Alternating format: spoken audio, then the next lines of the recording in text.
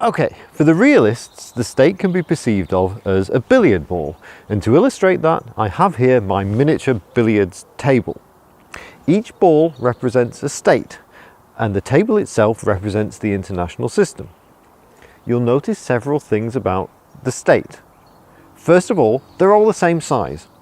That doesn't mean they all have the same capabilities or occupy the same area or have the same population, but they do have something called sovereign equality. I don't want to get into how the states and the notion of sovereign equality came about in this session.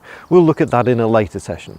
But for now, consider one of the first assumptions of realism, the state-centric assumption. States are the most important actors in the international system. This links to the second assumption, the anarchy assumption. The international system, the table, is underneath the states, and it is in a situation of anarchy. There is nothing above the states telling them what to do. There is no world government. The states themselves coexist in a situation of anarchy. Finally, the unitary rational actor assumption.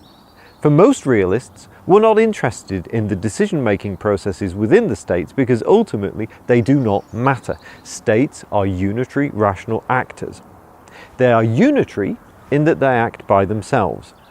They are rational in that they perform cost-benefit analyses of what's in their best interests. One of the things they will seek to amass is power when it is in their interests to do so.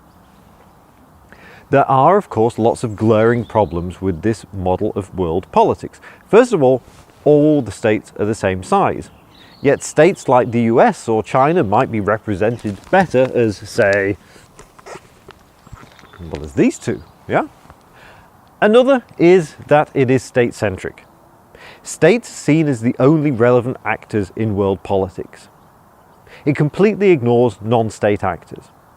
Moreover, many issues such as the environment or pandemics such as COVID-19 have little respect for state boundaries.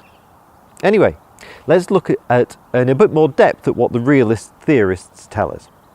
Kenneth Waltz says, states coexist in a condition of anarchy. Self-help is the principle of action in an anarchic order, and the most important way in which states must help themselves is by providing for their own security.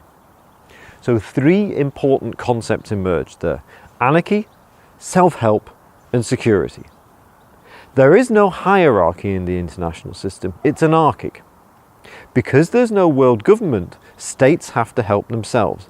This means that they have to compete with each other in order to survive, so they have to focus on their own security.